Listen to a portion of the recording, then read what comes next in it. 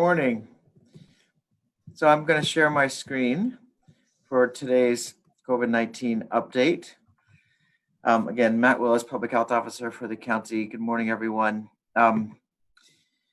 This is a summary of our current status as of yesterday. These are the numbers that are updated daily on our website, usually around 4 o'clock in the afternoon, if anyone is interested in looking. The data that I'm sharing is available at coronavirus.marinhhs.org under the data tab. This is the total number of cases that we've had here in Marin County since the beginning of the pandemic. And it shows that we have 725 cases now, almost 500 recovered, and we have 17 deaths total. We have tested now nearly 20,000 people, 19,660, with a total percent positivity of about 3.7 thus far. And if you look at the bottom yellow line, it shows the total number of individuals hospitalized. And then the bottom red line is the number of deaths. I guess, and what's important here is that the slope does increase slightly in the total number of cases over the course of the month of June. This is an important way of offering context for that number of cases increasing, because what this shows is the number of tests that we've performed, and shows a dramatic increase in the number of tests really starting in May and continuing. And those little troughs between the peaks, each of those bars represents a day of testing, and those are weekends, because most of the testing happens during weekdays. This is something that the Chronicle publishes daily and offers a summary of our experience here in Marin, and as it relates to other counties in the Bay Area, and shows the different indicators that we've been looking at for potentially moving forward in the shelter-in-place elements. I'm bringing this to your attention because the hospitalizations there, where you see Marin County, which is the third row, the fourth column there is our hospitalization rates, and it shows that we've increased to 10. That number today is actually 9. And two things to say about that. One is that when we do see increased numbers of cases, we would expect some increased number in hospitalizations. Secondly, this number reflects any person in any Marin County hospital who has been diagnosed with COVID-19. And as we do more testing, one of the new practices at the hospitals is to test every single individual coming in order to protect others in that setting. And what we're finding is that as the prevalence increases, people who are coming to the hospital for other reasons, for example, orthopedic injuries or other surgeries for which we're not having any COVID-19 symptoms, when tested at least twice now, and they're reflected in these numbers, individuals whose diagnosis and hospitalization has nothing to do with COVID-19 are actually found to be COVID-19 positive, and they are counted here, as well as people who are come from outside of the county. One of our hospitals, it serves as a rehabilitation hospital, and the 3 people in the hospital at that facility are actually transfers from out of county. So there's a little bit of context there that we'll be trying to modify the way we count hospitalizations to really capture that more important point of who's coming from within our community, who's actually experiencing symptoms that is causing them to be hospitalized. Because from my perspective and from a surveillance perspective, that's a lot more important to us than knowing whether or not someone was transferred from another county for rehabilitation. Also important context for this is that we are the smallest of the counties that are represented on this dashboard.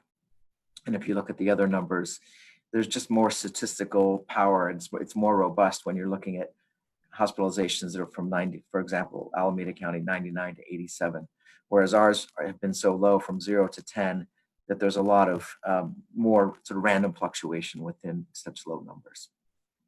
But we are certainly continuing to look at that closely. And then the next column is our testing rates, and it shows the good work that our testing team has done to try and increase testing capacity across the county. And we've surpassed our goal of 200 tests on average per day. And we're actually seeking to increase testing, because the more testing we do, the more we recognize the value of knowing the diagnosis so that we can not safely isolate people.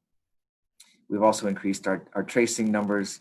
We now have 41 contact tracers, which is, and the majority of the last 10 or so contact tracers that we brought on board have that essential bilingual, bicultural capacity we need to address the surges and cases in our Latinx population. This is just the demographics. We have added a new element to this based on some of the requests and good suggestions from our community that, we had been just including people of, the oldest age category was age 65 or higher. We've now broken that into 65 to 79 and above 80. And this up on the upper left illustrates why that's an important way to organize this, because what we show is that while those individuals in that higher age category of 80 plus represent only 5% of our population, and 5% of our cases, they're 16% of those hospitalized and 76% of the deaths that we've experienced in our community, which really shows, again, that particular vulnerability associated with age. Looking at the bottom of the slide, the donuts, those represent our population demographics on the far left, just at baseline. And then the next one shows the proportion of people in different ethnicities in terms of cases. And it shows that, while Latinx people make up 16% of our population, they make up a full 68% of the cases we've experienced in the county. And that's, and that we've talked about the fact that we're seeing surges in cases in some of our lower income communities, especially Spanish speaking, people who have been out in the essential workforce really since the beginning of the shelter in place. And it's one of our most important strategic priorities for the last few weeks and ongoing. This is a map that just shows the incidence by town, and I think our residents might be interested in just seeing where their region fits in. And this is again available on the website, and accompanied with this map is a table where people can find their own community. Any community or town that has less than 10 cases will just be listed as such. They don't 0 to 10 cases, and that's in order to protect patient confidentiality. So that's the sort of the status of our county currently by the numbers. I want to bring now to your attention a request that I'll be making as a public health officer, that the Board of Supervisors authorize President Rice to sign a letter of support for our application for public health to the state to obtain a variance from the state's standard in terms of moving forward with the shelter in place. And I'll explain what that means. So the state shelter in place order is operating at two different paces right now, based on two different types of counties. There are counties that have a variance and counties without a variance. And the original variance process defined by the state was to allow those counties that had no cases or almost no incidents. And that was particularly northern, eastern, and more rural communities that really were spared that first surge that we had, to move forward more quickly than other counties through the shelter in place, because the original shelter in place order was restrictive and statewide. So counties with low burden were able to move fast based on indicators, and you had to qualify based on a certain number of cases per 100,000 residents over a certain period of time. Deaths, they had defined metrics that would allow counties to move forward more quickly. That variance process has been revised to allow counties that don't meet those numerical criteria to still qualify based on endorsing that they have the response, they've been able to build the response capacity to respond to case rates that they're experiencing. And it's in that revised variance criteria that Marin County would now likely qualify. So why now? Again, previously Marin County did not qualify based on case rates and deaths. And furthermore, our pace at that time matched the pace that was allowable for non-variance counties. We were not, based on our own burden, seeking to accelerate more quickly than the state would allow us to. However, we have built currently significant response capacity and will likely qualify for the variance on the new criteria. Counties without a variance are highly restricted by the state currently because the pace is tied to the highest burden county. So Imperial County, for instance, is experiencing a dramatic outbreak. In fact, we are, there are too many patients to be hospitalized in that. And so they're sending patients out of Imperial County to hospitals throughout the state just to match their surge. So the picture that we imagine of New York and other places that have been highly burdened is now present in our own state in that particular county. So if that's sort of what we are pinned to in terms of how fast we can move, we're stuck without a variance. So in the absence of the variance, we would not be able to move beyond our current restrictions. And you'll hear where we intend to go this weekend and the following weekend, and the variance will allow us to make those steps. And then furthermore, the state is really shifting responsibility from the state, from the state shelter-in-place order to local control.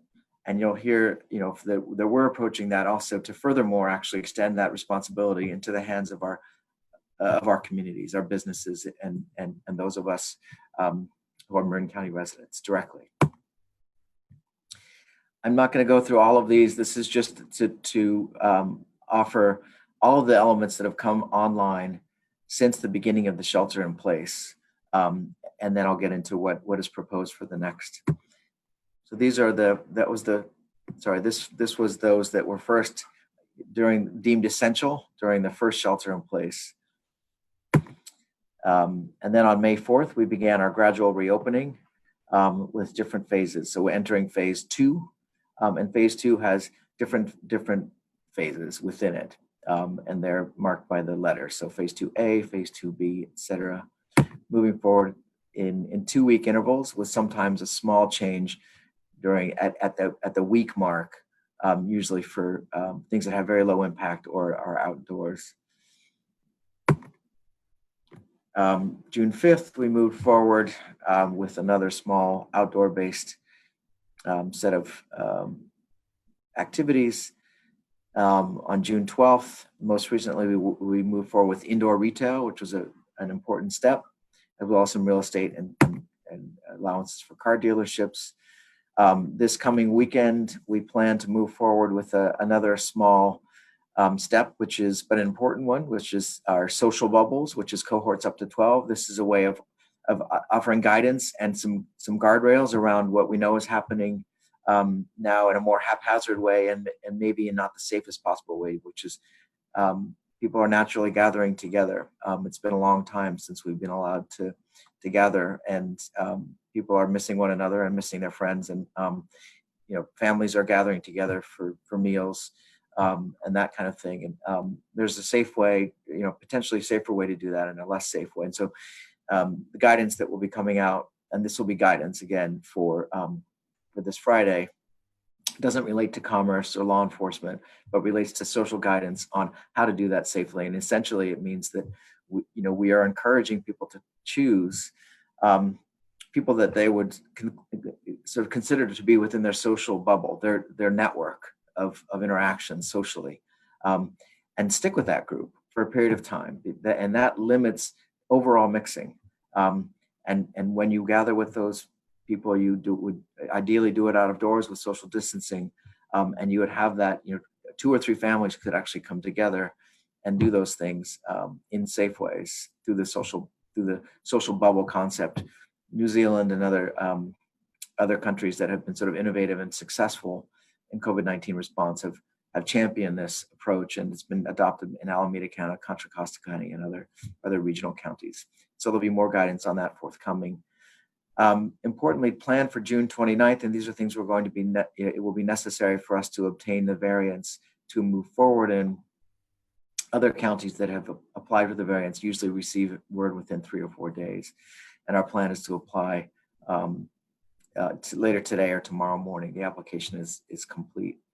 So moving forward for June 29th, restaurants, indoor dining, hair salons and barbershops, gyms and fitness studios with some modifications moving forward with the hotel, motel, short-term rental. Previously, hotels, they have been open, but it's only been for essential workers. Now it would be um, um, for travel as well, camping, and then schools, TK through 12.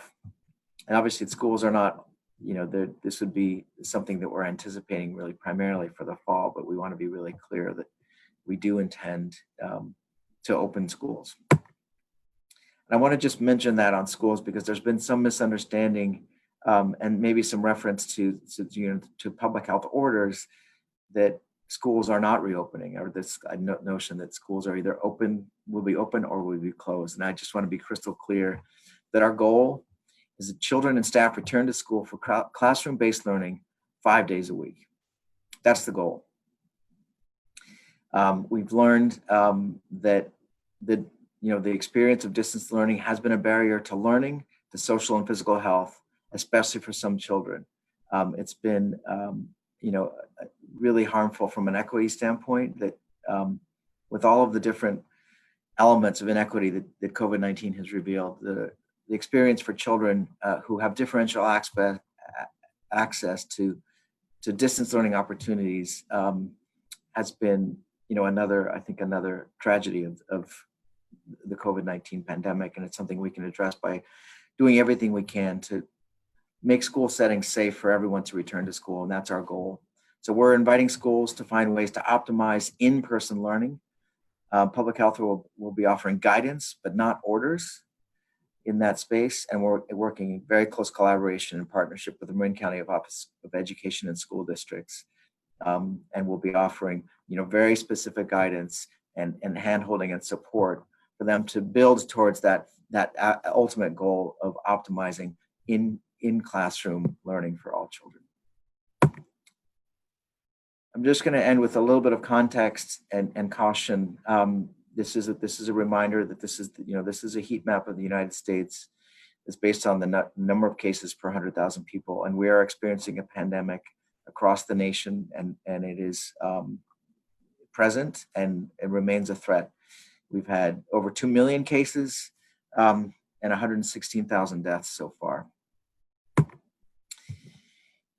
This is a lesson, I'm referring back to now what we said we were doing on June 29th, which is a list of reopenings. I think if I have one thing to say, it's that we must not mistake reopening for safety. Just because it's allowable does not mean it's safe. And we are putting responsibility into all of our hands. It's a more mature way of approaching the pandemic response, and a more sustainable way of approaching the pandemic response collectively across our community. Is for people to recognize where responsibility lies and how to navigate those choices. And this experience of what is it? If those who can't remember history are condemned to repeat it. This is in 1918, there was the first phase, and then there was a lockdown that occurred. And then it will open up again. And there was a lot of controversy in San Francisco. There was, people who were against mask wearing, and it's interesting. You can actually look at the history to see a lot of the controversy that was happening. People felt like they had a right not to cover their faces, and there was variable adherence to some of the standards as they began to reopen. And the second wave was actually much larger than the first. And then there was another lockdown, and then as it reopened, there was another wave. And we are at risk of this picture ourselves because so many of us, our first wave was small, it left very few of us immune, and the majority of us remain susceptible. This is just some of the models that I shared with you before. Johns Hopkins, RAND, and COVID Act Now, all some of the main modeling, they all show similar increases, very different in terms of the y-axis and the number of cases they would predict, but they're all predicting potentially, they're all predicting increases in cases in July and August. This is our real life experience. New cases in the Bay Area. Note the blue arrow there, reopening process began May, at the beginning of May, and you see an increase in cases Bay Area wide. This is really, I hope this is not too much data, but I think we need to be, my hope is that, as we're data driven and science based in this process, that we're able to continue to have dialogue around this based on what we're learning. And so I'd like to be able to share with you some of these graphics, and I'll try to explain them to you. But this is what this shows is a modeled, projected number of cases that we would experience of people coming into the hospital in Marin County based on a Johns Hopkins model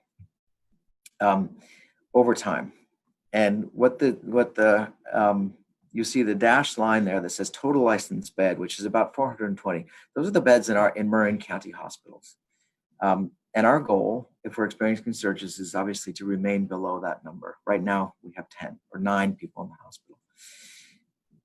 What the blue line there shows that if our NPIs, which is non-pharmacologic interventions, so if you think about it, what that means is those are the things that we can all do. It's not the medicine, it's not the treatment, it's not the medicine, it's the prevention stuff. So it's covering our face, it's 6 feet physical distancing, it's hand washing, it's not going to work when you're sick. Those are those are NPIs. And taken collectively, the effectiveness, and this is something we all have responsibility for, the effectiveness of that constellation of things is by far the most important determinant of any surge we might experience as a county. If we're only 30 to 40% effective in those things, so if we're relaxed, well, I don't need my mask today because I forgot, that kind of level of adherence, we would see surges, per this is up to 1,600 patients in the hospital in Marin County with 30 to 40% effectiveness. Whereas if you go to 50 to 60%, so it's incredibly sensitive to different levels of effectiveness. If you go to 50 to 60% effectiveness, which is that purple line, you see that we actually remain beneath that cutoff of what our hospitals will be able to manage. You get to about 200 hospitalizations in October if we are more effective in our NPIs. And if we're 60 to 70% effective, that bottom greenish line, it's almost at the bottom there, and that's because the axis is up to 200. But you would have, if we're just 60 to 70% effective in those interventions, we might not see significant surges at all, and that's the goal, right? And so the work that we're going to be doing moving forward together is trying to make sure that we are that bottom line. So which future will we choose? That's up to us. And so as we reopen, we're moving away from public health-based restrictions on choice to putting this into all of our hands. And this, this graphic, I think, shows how important it is that we make the right choices. And this is our challenge. How do we safely reopen, knowing the virus is part of our environment? We do it carefully, we do it together. We need to optimize those safe measures, the NPIs, moving it outside as much as possible because the risk of transmission is lower outside, recognizing all of our individual risk, following the data and the science. We need to be adaptive and flexible, and we really need to continue to rethink our assumptions about how things are done, to be innovative so that we continue to do those things that we value, but in a COVID-informed way. Thank you. Thank you, Dr. Willis.